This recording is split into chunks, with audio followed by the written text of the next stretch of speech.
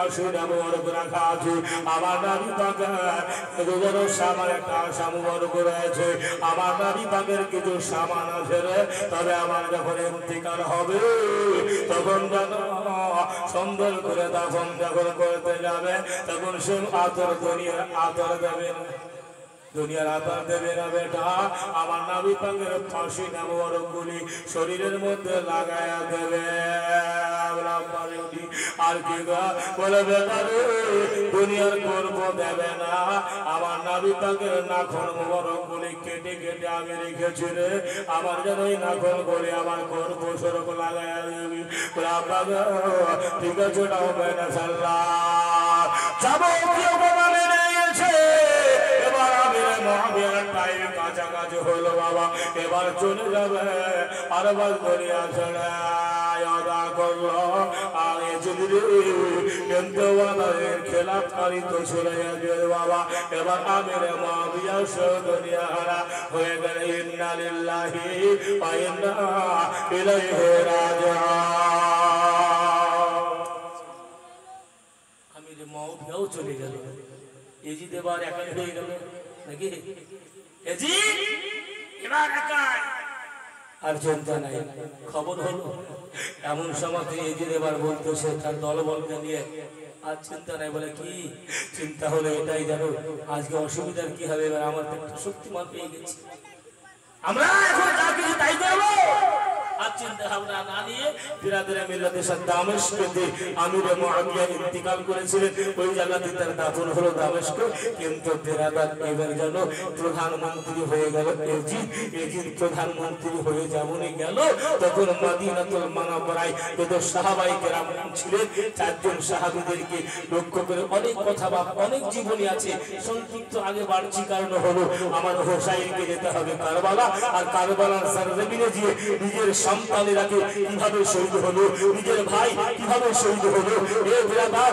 নিজের চাচাতো ভাই কিভাবে শহীদ হলো নিজের ভাই নিজের আত্মীয় স্বজন এবং নিজের ভাগনা এ আমল মুহাম্মদ তিনারা কিভাবে হলো এগুলো শুনতে হবে এই জন্য আমি আগে বাড়ছি আপনারা ভাইয়ের আগে এবার জানো এজিদ বারবার এদিক ওদিকে লক্ষ্য করে মদিনার দিকে হামলা আরম্ভ করলো কারণ হলো এজিদ জানছে যে হোসাইন তো আছে মদিনাতে এর উপরে হামলা লাগাতে হবে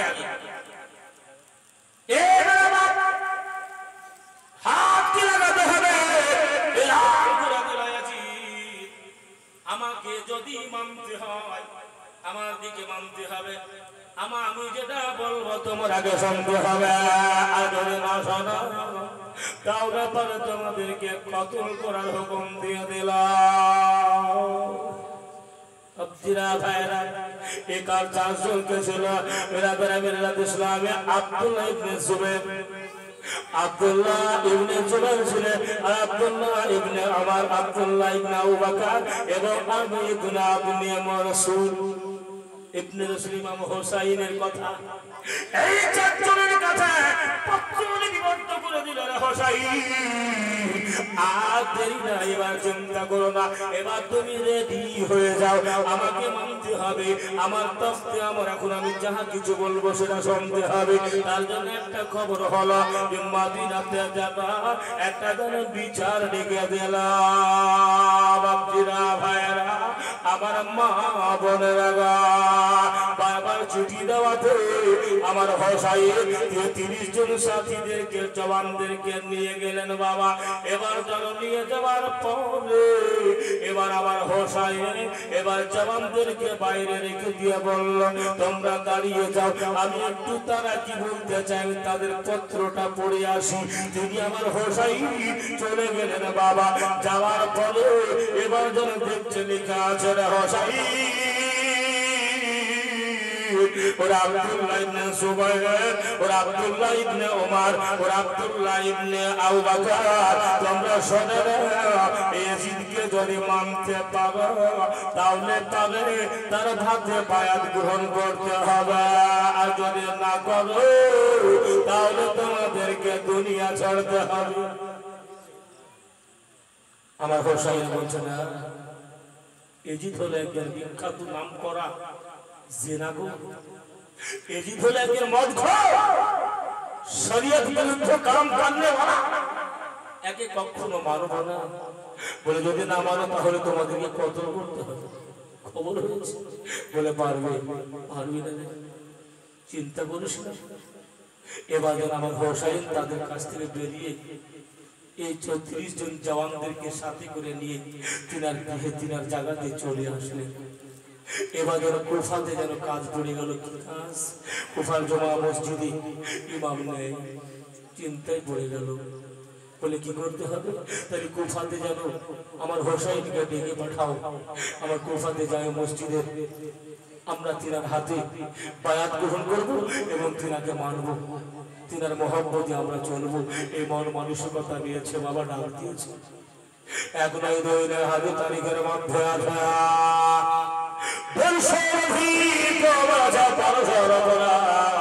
পত্র যেন আমার হোসাইনকে পাঠাতে আরম্ভ হলো। একের পর এক কাশির আসে, সমস্ত ত্যাগ করে ভাই। কিছু মানুষ বলেছিল, আদিলা বলেছিল হোসাইনকে তাদের কথা শোনা যাবে না, কারণ হলো তারা বড় মিথ্যাবাদী। আমার আলিয়ে মুর্তজাকেও ছাড়েনি। অনেক কথাবার্তা বাচ্চিরা ভাইয়েরা, আমার মা বোনেরা যেন এজিদের দল। এবার যেন অনেক কথা এজিদের দল। ওই সমাজে আপনার নোমান বিন বাশির ছিল বাবা, প্রধান মুখ্যমন্ত্রী, কুফার গভর্নর। এই নোমান বিন বাশির ছিলেন বাবা রে। অনেক পত্র পাঠানোর পর আমার হোসাইনের কাছে আসে, অনেক কথাবার্তা চিন্তা নিয়ে থাকি। মনে মনে ভাবে আল্লাহ কি করবো, কোন ধারে যাব। আমার নাবি পাকের দরবারে একদিন হোসেনকে গেলেন, আল্লাহ নবী আমি কি করবো, কোন ভাবে আমি আমল করবো। আমার টাইম কি কাছিয়ে গেছে? তবে হ্যাঁ কাছিয়ে গেছে। ৫৬ থেকে ৫৫ বয়স হয়ে গেছে। কারণ হলো আমার নাবি বিশ্ব নবী, আমার দয়ার নবী, আমার ময়ার নবী, আমার হোসাইনের বয়সের কথাটা বলে গেছিলি। খবর বাবা নবী আমার কোরআন বলেছে, ওয়াল্লামা কামালাম তাকুনু তাআলা। হ্যাঁ নবী, আপনাকে সমস্ত ইলমে গায়বের খবর বানিয়ে পাঠিয়েছি। তুমি একই টাইমে ডানে যেরকম দেখেন, বামে সেরকম দেখেন, একই সময়ে পিছনে যেভাবে দেখেন, সামনের দিকেও সেইভাবে দেখেন, উপরে যেভাবে দেখেন, নিচেও সেভাবে দেখেন। আমার নবী একই টাইমে পৃথিবীকে দর্শন করা। এবার আমি আমার নবী জানতে পেরে গেছেন হোসাইন ৫৬ থেকে ৫৫ বছর বয়সে তোমাকে কোথা যেতে হবে। জেনে ফেলার পর তিনি যেন রজব মাসে এবার রবানা হওয়ার পথ নিয়ে ফেলল এলাকাতে। এবার যেন বুঝে ফেললাম বাপজিরা, আমার মা বোনেরা, আমার দয়ার নবী, আমার ময়ার নবীর নামাজ সাহেব একজন মনে মনে ভাবলো, আল্লাহ গো আমি তো এবার চলবো মদিনা, মদিনা ছেড়ে যাব। আমি কেমন করে মদিনা ছেড়ে যাব? আমি যেন থাকতে পারি না মদিনা, আমি মদিনা ছেড়ে যাব। আজ তোমার হোসাইন বাঁচাতে দিন, কারবালাই হবে কুরবানি। মা ফাতেমা জাননী। ইমান কবা শুনবেন নাকি? এবার উচ্চ সুরে মোহাম্মতে বলুন সুবহানাল্লাহ। এই মান কবা সুরার মোহাম্মত কোন কারি একটা ৫০০ টাকা হবে না, একদম শোনাবো ইনশাল্লাহ। যদি না দেন তাও শোনাবো। একটা ৫০০ টাকা মাখালা একদম। এই মানকাবা ইমামে হোসাইন মদিনা থেকে কারবালা পর্যন্ত আছে ইনশাআল্লাহ। শোনাম একটা কোন মা বোন ৫০০ টাকা বেশি বলে দিই, একবার মহব্বতে এই জালসার জন্য খরচ করার জন্য জালসায় আপনাদের এই সাদকায়ে জারিয়া হয়ে যাবে। কিয়ামতের সকাল পর্যন্ত কোন ব্যক্তি যদি আমলদার হয়ে যায়, এই বরাবর আপনার নেকি ছাড়িয়ে সারি থাকবে। বলেন সুবহানাল্লাহ। একবার পড়বো আর পড়ার মধ্যে যদি মনে করেন যে ৫০০ টাকা বেশি বলে নি, তাই বলছে আজ তোমার হোসাইন বাঁচাতে দিন, কারবালায় হবে কুরবানি। মা ফাতেমা জাননী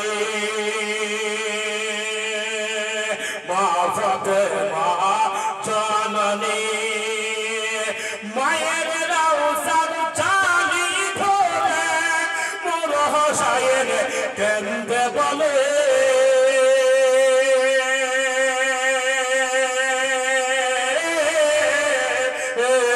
আর বিদায় দেব মা জাননী কারবালায় চাচি চলে কারবালায় চাচি চলে বিদায় দিতে মা ফাতেমা বিদায় দিতে মা ফাতেমা বয়ে যায় চোখের পানি মা ফাতেমা জাননী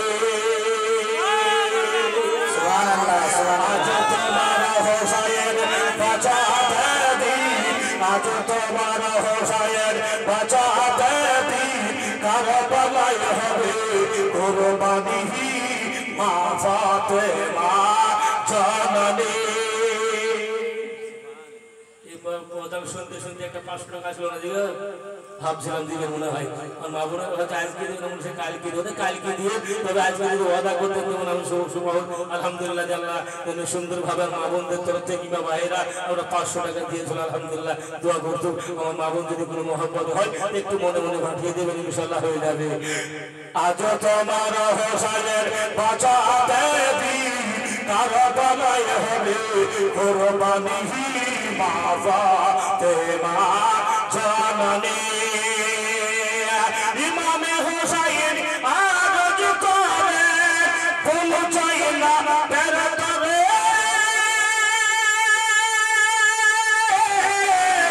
নয়ন ভরে দেখে নাও কারবালায় যাচ্ছি চলে কারবালায় যাচ্ছি চলে দাও গো দস্তার নবী মুস্তাফা দাও গো দস্তার নবী মুস্তাফা শেরে খোদার তলোয়ার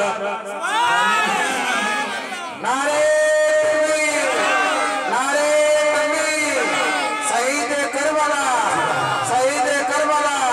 নারে তাকবীর নারে রিসালাত এই দেখেন বেরাদার মিল্লাত ইসলামিয়া কারবালায় যাবেন তার বোনের কাছে সবকিছু বলে জাইনব ছিলেন তিনার বোন শাহর বানু ছিলেন তিনার বিবি এই বেরাদার তিনিও অন্যজনের বিবি কিন্তু ওখানে যদি ইমাম হোসাইনের কথা বলে তো ভুল ভ্রান্তি হয়ে যাবে তার জন্য বোন বলেছিলাম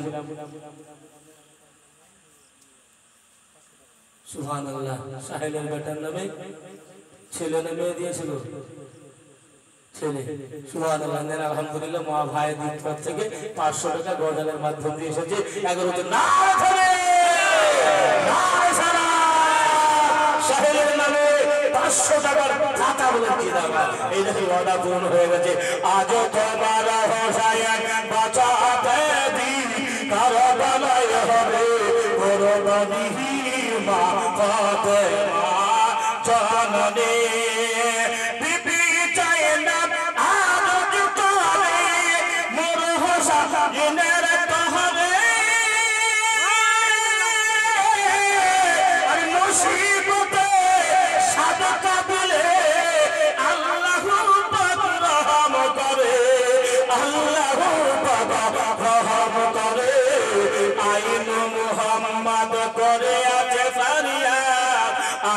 মোহাম্মদ করে আছে ফারিয়াদ হবে তারা আজ কুরবানি মা ফাতেমা জাননী আজ তোমার হোসাইন বাঁচাতে দিন কারবালায় হবে কুরবানি মা ফাতেমা জাননী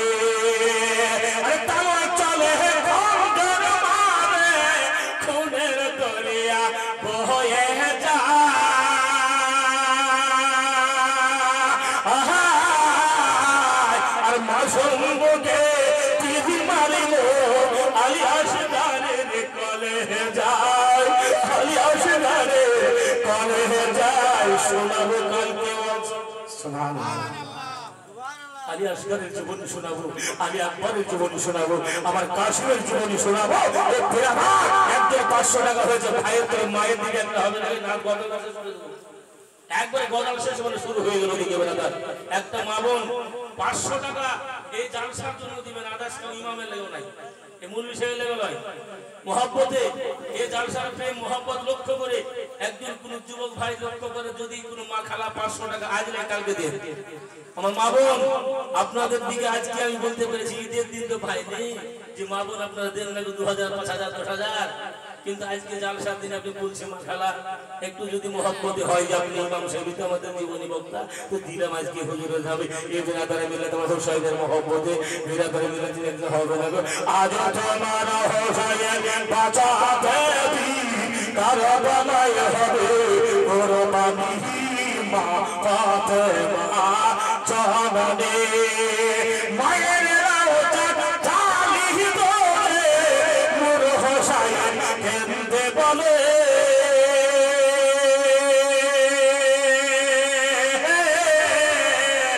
আর বিদায় দেন মহাজননী কারবালায় যা চলে কারবালায় যা চলে বিদায় দিতে মা ফাতেমার বিদায় দিতে মা ফাতেমার বয়ে যায় চোখের পানি মা ফাতেমা জননী তারা চলে খবর মারে খুনের দরিয়া বয়ে যায়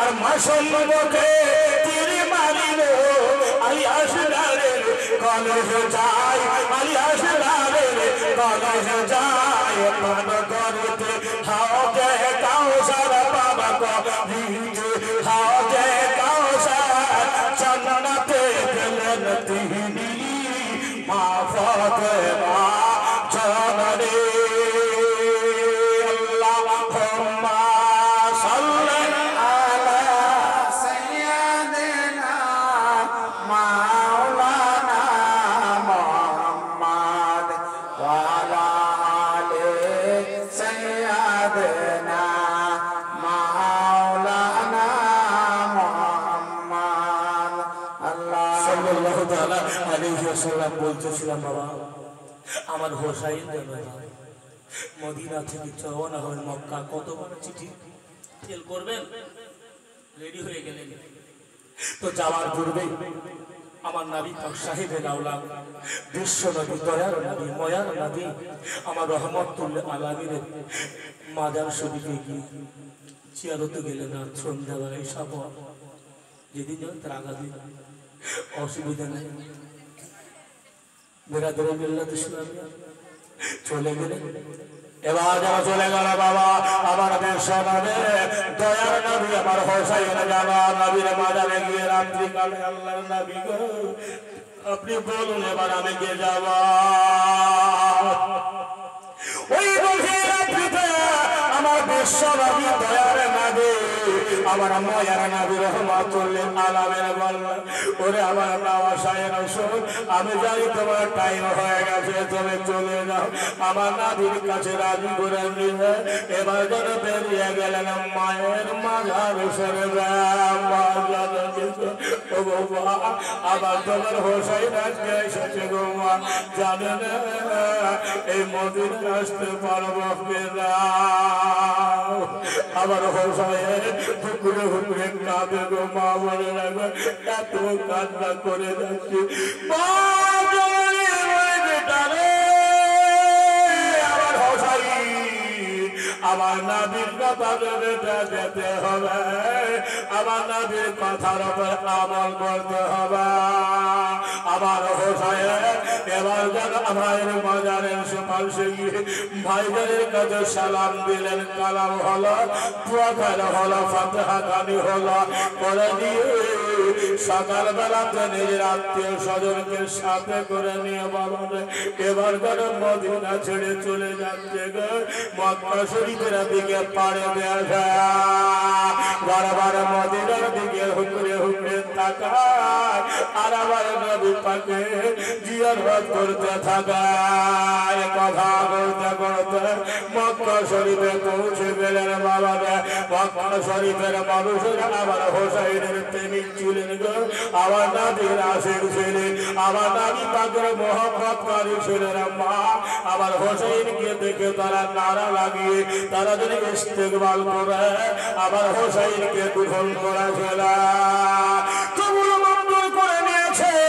মক্কা শরীফে আসিয়া নিজের নামে গান জানা ওই খাদিজাতুল কুবরা